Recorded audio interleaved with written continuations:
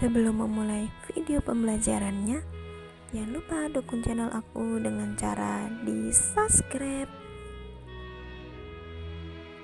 Di video ini kita akan ngebahas teknik membaca puisi KD 3.16.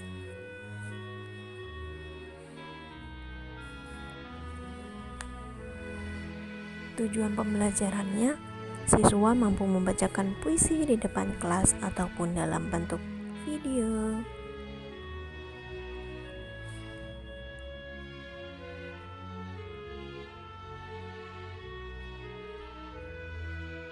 Kalian sudah tahu apa itu puisi?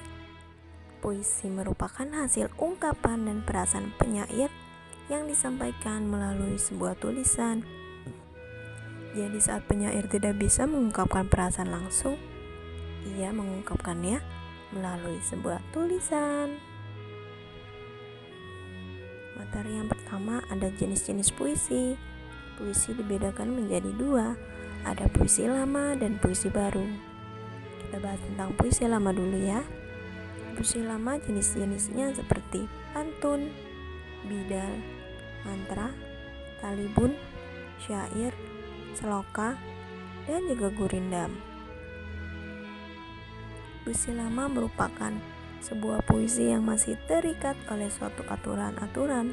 Nah, aturan dalam puisi lama ini seperti jumlah kata, jumlah baris, jumlah bait, persajakan atau rima, suku kata pada setiap baris, dan irama.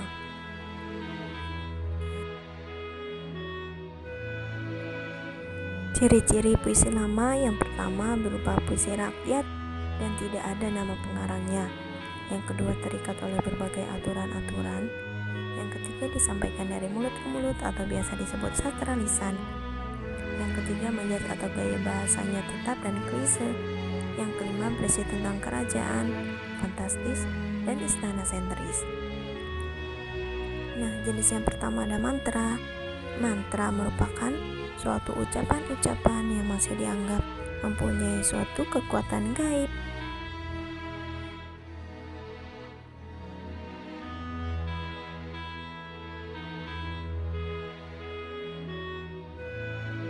Yang kedua ada bidal, yaitu puisi yang mengandung nasihat, peringatan, dan sindiran. Nah, bidal ini hampir sama dengan peribahasa. Contoh bidal yaitu lancar karena diulang, pasal jalan karena ditempuh. Artinya semua pekerjaan atau pelajaran akan menjadi lancar dan mahir apabila dilakukan berulang kali. Yang ketiga ada pantun, yaitu puisi lama yang memiliki ciri yang bersajak ABAB. Tiap barisnya terdiri 8-12 suku kata. Pada dua baris awal pantun disebut sampiran dan dua baris berikutnya disebut dengan isi. Lalu setiap bait terdiri dari 4 baris.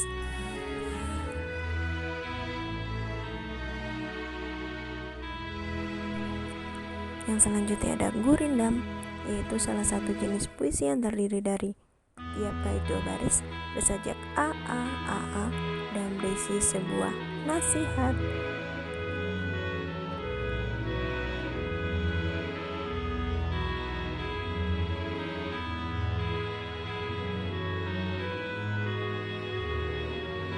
Yang kelima ada seloka, bentuk puisi Melayu klasik, puisi pepatah maupun perumpamaan yang mengandung sila gurau, sindiran, bahkan ejekan.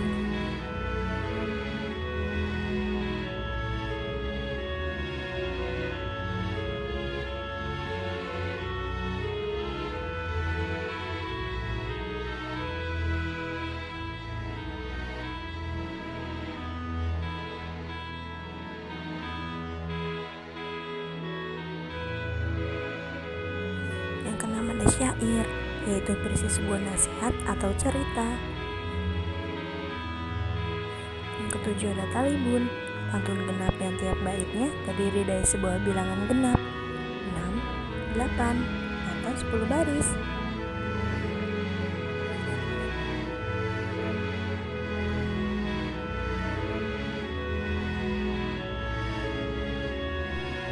Materi selanjutnya ada puisi baru. Puisi baru merupakan puisi yang sudah tidak terikat oleh suatu aturan Berbeda dengan puisi lama, puisi baru memiliki sebuah bentuk yang lebih bebas dibandingkan dengan puisi lama, baik dalam jumlah baris, suku kata, ataupun rima.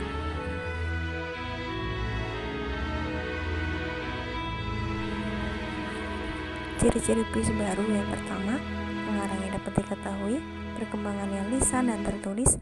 Yang selanjutnya tidak terikat dengan berbagai aturan, menggunakan majas yang dinamis, isinya tentang sebuah kehidupan, memakai sajak, pantun, dan syair. Yang selanjutnya lebih rapi dan simetris. Yang selanjutnya rima akhir yang lebih teratur. Yang terakhir tiap barisnya berupa sebuah kesatuan. Jenis puisi baru yang pertama ada epigram, yaitu berisi mengenai tuntunan atau suatu pelajaran hidup. Yang kedua ada romansa, berisi mengenai sebuah cinta kasih. Yang ketiga ada elegi, yaitu berisi tentang sebuah kesedihan. Yang selanjutnya ada satire, yaitu berisi tentang sindiran atau kritikan. Yang terakhir distikon, yaitu tiap baitnya terdiri dari 2 baris. Yang selanjutnya ada terzina, yaitu tiap baitnya terdiri dari 3 baris. Yang selanjutnya quatrain, yaitu tiap baitnya terdiri dari 4 baris. Yang selanjutnya queen, yaitu terdiri dari 5 baris. Yang selanjutnya seklet, puisi 6 seuntai, yaitu barisnya berupa sebuah.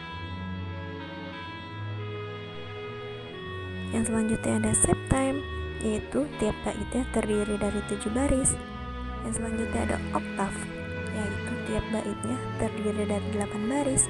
Yang terakhir jenis puisinya yaitu soneta, yaitu terdiri dari 14 baris yang terbagi menjadi 2 pada 2 bait pertama masing-masing. Materi selanjutnya adalah teknik membaca puisi. Yang A ada kejelasan dalam artikulasi dan intonasi yang tepat. Artikulasi merupakan cara pengucapan suatu kata atau kalimat yang dilakukan dengan jelas oleh mulut. Sedangkan intonasi adalah tinggi rendahnya pada kalimat yang memberikan penekanan-penekanan pada kata-kata tertentu.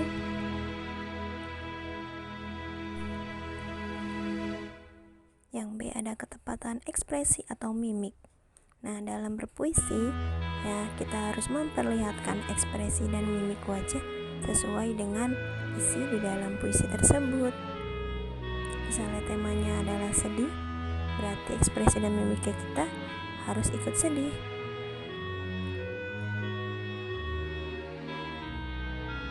Yang C menggunakan gerak tubuh yang tepat. Nah, saat membaca puisi, gerak tubuh harus sesuai dengan irama suasana pada saat membaca puisi. Misalnya, ketika isi dalam puisi menceritakan tentang perjuangan, maka gerak tubuh harus kelihatan tegas, tegap, dan lain sebagainya.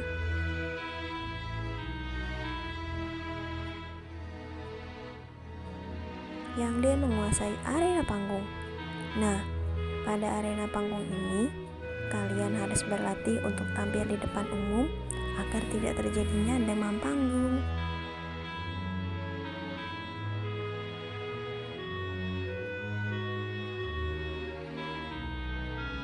Yang E ada kelancaran dan kecepatan.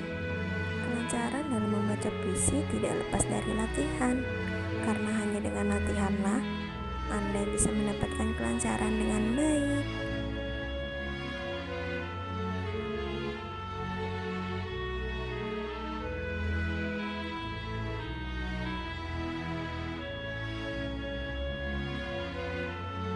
Yang F memahami makna puisi. Nah, sebelum membaca puisi, kamu harus tahu atau harus memahami isi dalam puisi tersebut.